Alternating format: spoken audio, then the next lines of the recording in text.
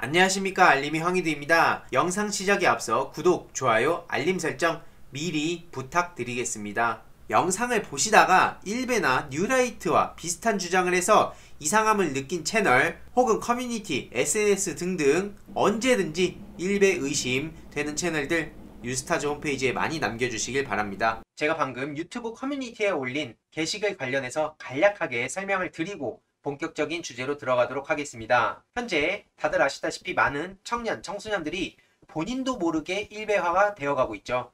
그래서 저는 무조건 일베가 다 사회악이라고 보지 않는 이유입니다. 물론 거기에 속아 넘어가는 것도 잘못 아니냐라고 할 수 있지만 굉장히 치밀하게 이들이 의식화를 시켜버리기 때문에 이들을 그냥 욕한다고 해서 해결할 수 있는 문제가 아닌 거고요. 궁극적으로 시간이 지날수록 지형상 너무나 불리해지기 때문에 이들을 어떻게 스스로 변화시킬지에 대해서도 꾸준히 고민을 해봐야겠죠. 그래서 다양한 전략이 필요하다고 생각하는데요. 그 중에 하나인 뉴스타즈 단체 계획에 대한 정리가 완료돼서 좀 공유를 드리려고 합니다. 이렇게 선한 영향력을 통해 왜곡된 역사를 바로 세우고 나눔 문화 활동을 진행하며 빛나는 본인의 가치를 스스로 느낄 수 있도록 다양한 활동을 준비하고 있는데요. 제일 중요한 건 청년들의 주체성과 자존감 회복에 기여를 하겠다는 겁니다. 암기 위주의 교육, 입시 위주, 무한 스펙 경쟁, 성과와 효율성 위주의 문화다 보니까 청년들이 내가 좋아하고 잘하는 게 아니라 오로지 스카이 대학, 대기업 취업이 유일한 목표인 이런 산업화 시대의 성공 모델에서 못 벗어나고 있다는 게 중요한 문제라 생각했고요. 그러다 보니까 소수자 약자들을 발판 삼아서 본인들의 자존감을 채우는 경우도 상당히 많이 봤습니다. 실제로 일베 내에서도 그런 부류도 굉장히 많고요. 그래서 6대 비전으로 선한 영향력 확산, 주체성 회복, 역사 바로 세우기, 건강한 문화 생태계 조성, 환경 문제 개선, 공생 및 상생 이렇게 6가지를 정했고요. 이런 미션과 비전을 단순히 구호가 아니라 실천하기 위해 프로젝트 추진단을 설립해서 구체적인 목표를 달성해 갈 예정입니다. 그래서 최근에 애국보훈단에서는 광복회에 100만 원을 직접 기부하고 오기도 했고요. 이외로도 은빛 운정단, 한반도 평화단, 환경개선단, 크리에이터즈, 저널리즘단 등 청년들이 관심을 가지고 있는 그런 활동을 통해서 다양성을 존중하지 않고 획일적인 혐오를 정당화하는 그런 일베에 대해서 대응해 갈 예정입니다. 이외로도 나눔 문화 활성화, 백허그, 청순한 인플루언서 공익기금 마련 등이 준비된 상황이고요. 현재 받고 있는 온라인 정보 공유, 유공자 제보, 갑질 신고 등 이렇게 청년 신문고라고 말씀드렸지만 유스타즈 국민 대나무숲 같은 거를 운영해서 청년들의 든든한 울타리 역할을 해나갈 예정입니다. 특히 일베 유튜버 문제는 단순히 해당 유튜버한테만 관심을 가진다고 해결할 수 있는 문제가 아니고요.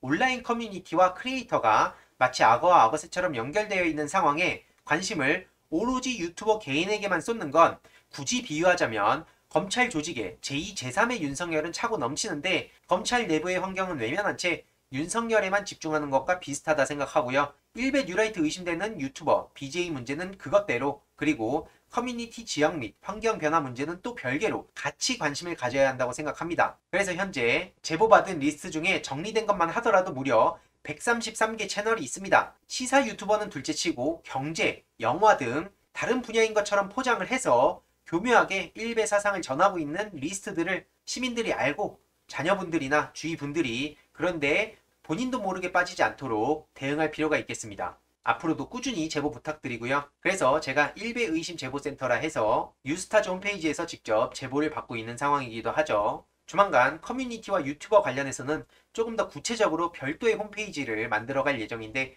지금 당장은 할 일이 조금 많아서 이 정리가 되는 대로 여러분들께 공유를 드릴 예정입니다. 일베와의 전쟁 반드시 승리할 예정이고요. 이외로도 함께할 수 있는 향후 대한민국의 든든한 버팀목이 될 의미 있는 청년, 청소년 관련 단체도 소개해 주시면 제가 틈틈이 홍보도 하고 연대도 하면서 사회를 바꿔가겠습니다. 제일 중요한 건 지금 당장의 중요한 이슈들도 있겠지만 미래의 인재가 될 청년들, 청소년들을 미리 파악하고 이들과 함께 목소리 내면서 같이 성장해가는 게 제일 중요하겠죠. 후원 문의를 하시는 분들이 계셔서 이렇게 후원 관련된 내용도 전달드리고요. 당연히 후원 내역도 투명하게 매달 얼마의 수입이 있었고 얼마의 지출이 있는지 공지사항 게시판을 통해 공유를 드리고 있으니까요.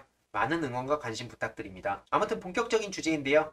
윤석열 검찰총장 징계위가 이제 2일 앞으로 다가왔습니다. 오는 15일에 열리죠. 오늘 정한중 위원장이 윤석열 징계위 모레 끝내는 게 원칙이고 절차도 문제가 없다고 입장을 밝혔습니다. 내용을 요약해보면 현재 윤석열 측이 제기하고 있는 징계위 절차의 문제점에 대해서도 문제없다. 이런 식으로 반박을 한 거고요. 특히 윤석열 측 변호인과도 화요일에 끝내는 걸로 합의를 마쳤다고 밝혔습니다. 15일에 한마디로 결판을 낸다는 거고요. 또 윤석열 측이 지금 징계위 절차상 문제에 대해서도 비난을 하고 있지만 이것도 반박을 한 겁니다. 절차상 문제 없다고 딱 잘라서 입장을 밝힌 거고요. 중요한 건 지난 영상에서도 말씀드렸듯이 증인 신문이 아니라 증인 신문이죠. 징계위는 공판 절차, 한마디로 이렇게 재판처럼 서로 질문 답변을 주고받고 공방하고 이런 게 아니라는 겁니다. 신문 절차고요. 그럼에도 윤석열 측 변호인들이 질문할 사항을 주면 절차 보장을 위해 징계위원들이 대신해서 최대한 물어봐줄 방침이라고 합니다. 굉장히 중요한 워딩이죠. 그리고 중요한 건 언론 보도 태도도 바람직하다고 생각한다며 피청구인의 주장을 이렇게 청구인 측 못지않게 보도해주는 거에 대해서 앞으로도 다른 사안의 보도도 이렇게 이루어졌으면 좋겠다고 입장을 밝혔는데 이건 굉장히 중요한 핵심을 찌르는 뼈를 때리는 발언이라고 생각합니다. 윤석열 측의 입장을 저렇게 열심히 보도하고 있다는 건데 여태까지 언론이 어떤 식으로 보도를 했는지 생각해 보신다면 철저하게 검찰의 입장, 윤석열의 입장을 대변해주는 듯한 느낌을 많이 받고 있는 게 팩트고요. 하지만 이게 앞으로 다른 사안에 대해서도 균형을 맞춰야 된다. 이런 부분을 지적한 겁니다. 굉장히 뼈가 담겨있는 내용이죠. 다음으로 지금 어떻게든 문재인 대통령을 헐뜯으려는 사람들이 있습니다. 이에 최강욱 열린민주당 대표도 입장을 밝혔는데요. 대통령 말씀 한마디마다 걸고 넘어진다고 대통령급 되는 거 아니다. 그 정도 수준으로 고민하고 발언하는 품격이 있어야 되는데 그러지 못한 점들을 지적하는 거죠. 대표적으로는 지금 안철수, 유승민 등이 있습니다. 이에 조국 전 법무부 장관은 유승민이 내건 대선 공약을 문재인 정부가 빼놓지 않고 실천하고 있는데 누구 보고 어딜 가라는 거냐? 보시다시피 유승민 씨는 과거에 공공임대주택 공급 확대, 1, 2인 가구 소형주택 확대를 주장했었죠. 심지어 공수처까지도 주장을 했던 사람이 지금 와서 그 모든 것들을 비난하고 있습니다. 앞뒤가 안 맞는 거죠. 보시다시피 공수처 반드시 만들겠다고 했던 게 유승민 씨인데 이뿐만 아니라 지금 안철수 씨, 주호영 씨 말할 것도 없죠. 이어서 조국 전 장관이 검찰에도 또 강력한 비판의 목소리를 내기도 했는데요. 조두순 12년형의 원인은 검사의 실수에 있었음을 잊으면 안 된다는 겁니다. 당시 경찰이 무거운 처벌법 적용 의견을 냈지만 검찰이 그걸 묵살한 건데요. 이후로 여론이 들끓자 감찰이 이루어졌는데 수사 검사는 고작 주의 처분으로 끝났다는 겁니다. 게다가 공판검사, 안산지청장 등은 아무런 제재를 받지 않았죠. 이런 특권 검사들한테만 있는 거 아닙니까? 파이낸셜 뉴스 김성호 기자가 이와 관련된 보도를 하기도 했는데요. 이렇게 내용을 보면 정말 충격적인데요. 이렇게 2차 가해를 검사들이 하는 모습이 담겨 있고요. 가벼운 법을 적용해서 이게 많은 비판이 쏟아졌음에도 불구하고 제대로 처벌도 안 받은 거죠. 게다가 공판검사는 항소조차 하지 않았고요. 이 모든 건 검사가 잘못이 인정이 돼서 처분을 받더라도 일반에 공개되지 않는 검찰의 폐쇄성 탓이기도 합니다. 조국 전 장관의 말대로 도대체 왜 이런 검사들에 대한 비판이나 집중 취재는 사라졌는지 너무나 궁금하지 않습니까? 이러니까 검사와 언론이 욕을 먹는 겁니다. 반면 나경원 저격수인 이수진 의원은 판사 시절에 검찰로부터 2차 피해가 인정된다며 피해자 가족에게 손해배상금 1,300만 원을 지급하라는 판결을 내린 바도 있고요.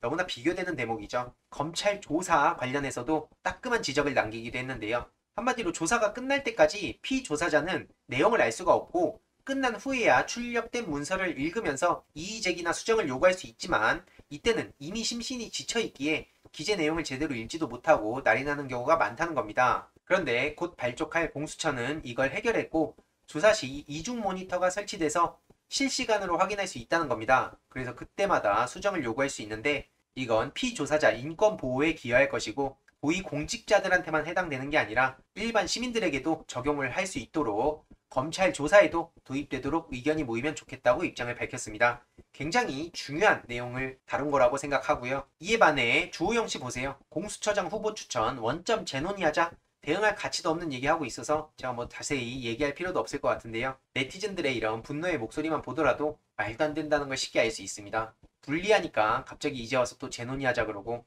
민주당은 당연히 단호한 입장을 보여야겠죠. 코로나 관련해서도 3단계는 마지막 수단이라고 불가피할 경우 결단을 내려야 된다고 문재인 대통령께서 오늘 오후에 입장을 밝히셨습니다. 이런 상황에 국민의힘 측은 의대생 관련해서 또 똥볼을 차고 있는데요. 이거에 대해서 비판의 목소리 내는 것조차 시간이 아깝습니다. 여전히 시민들의 뜻이 어디 있는지 전혀 모르는 것 같고요. 어쨌든 제일 중요한 건 본인이 방역수칙을 평소에 지키지도 않으면서 뭔가 문제만 생기면 정부 타령하는 거는 영원히 이 문제를 해결할 수 없는 길입니다. 3단계, 2.5단계보다도 개개인이 먼저 방역수칙을 철저히 지키고 마스크 철저히 하고 손발 잘 씻고 그게 가장 중요하겠죠. 그리고 굳이 불필요한 친구들과의 술자리나 이런 건 지금이 아니더라도 앞으로 즐길 수 있는 날이 많이 남은 만큼 각자가 먼저 변해야지 우리 사회가 변한다는 걸 다시 한번 말씀드리고 싶습니다. 이번 내용도 유익했다면 구독, 좋아요, 알림 설정 그리고 멤버십 가입 정말 큰 힘이 된다는 점 다시 한번 말씀드리고 싶고요.